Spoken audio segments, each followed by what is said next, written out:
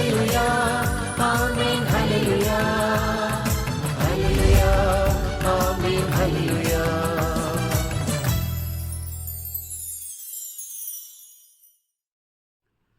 தந்தை, மகன், தூய ஆவியாரின் பெயராலே ஆமென்.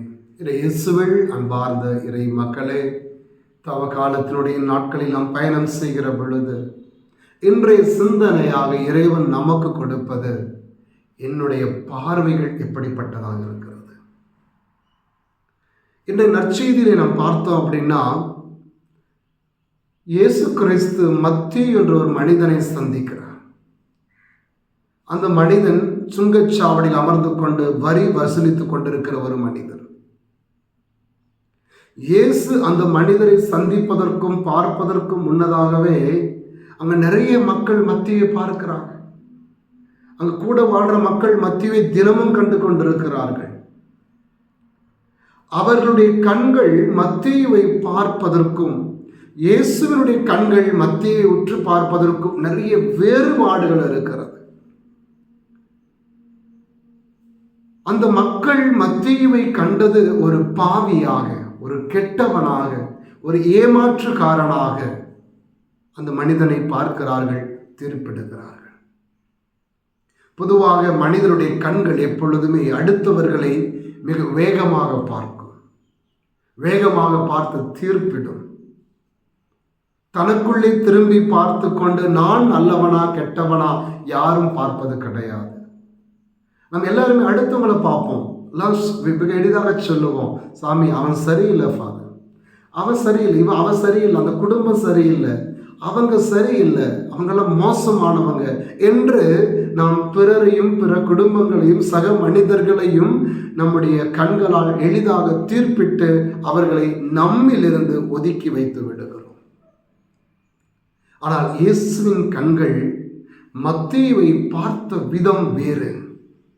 அவன் ஒரு நோயாளி, பாவம் என்னும் நோயால் பாதிக்கப்பட்டிருக்கிற ஒரு நோயாளி என்று மத்தேயுவை ஆண்டவர் பார்க்கின்றார். எவ்வளவு அழகான பார்வை பாருங்க. அவனுக்கு என்னுடைய உதவி தேவைப்படுகிறது. உலகமே அவனை கெட்டவன் கெட்டவன் தீர்ப்பிடுகிற பொழுது இயேசுவும் அவர்களோடு சேர்ந்து கொண்டு, ஆமா நீ கெட்டவன் தாயா என்று சொல்லி தீர்ப்பிடல. பரவாயில்லை மகனே, நான் உன்னை மன்னிக்கிறேன், நீ வா என்கிட்ட, என்னை பின்சல் என்று சொல்லி அவனுடைய மத்தேயுவை ஆண்டவர் இரக்கத்தின் கண்களோடு பார்க்கிறார். அந்த இரக்கத்தின் கண்கள் இன்னொரு மனிதனை தீர்ப்பிடுவது கிடையாது. அவனுடைய குற்றங்களையும் குறைகளையும் பார்ப்பது கிடையாது. அவனுடைய பலவீனத்தை உற்று நோக்கி கொண்டு அதை மிகைப்படுத்துவது கிடையாது. மாறாக அந்த மனிதன் எந்த நிலையில் இருக்கிறானோ அந்த நிலையிலேயே அவனை ஏற்றுக்கொள்வதுதான் இயேசுனுடைய கண்களாக இருக்கிறது. இன்னைக்கு நம்முடைய கண்கள் என்னவாக இருக்கிறது? அடுத்தவங்களை பார்த்து தீர்ப்பிட்டு கொண்டு, அடுத்தவனுடைய குறைகளை மிகைப்படுத்தி பேசிக்கொண்டு, அவன் கெட்டவன் இவன் கெட்டவன் என்று சொல்லி பிறரை குறை சொல்லி வாழ்ந்து கொண்டிருக்கின்ற ஒரு கண்களாக நம்முடைய கண்கள் இருக்கிறதா? ஆனால் இயேசுவின் கண்களை நாம் சொந்தமாக்க வேண்டும். இந்த தவக்காலம் நமக்கு கொடுக்கின்ற அழைப்பு அதுதான். என்னுடைய ஒரு மாற்றத்திலே மிக முக்கியமானது என்னுடைய கண்கள். என் கண்கள் மாற வேண்டும். என் கண்கள் இயேசுவின் கண்களாக மாற வேண்டும். என் கூட இருக்கிறவன் கெட்டவனா இருக்கட்டும், பரவாயில்லை.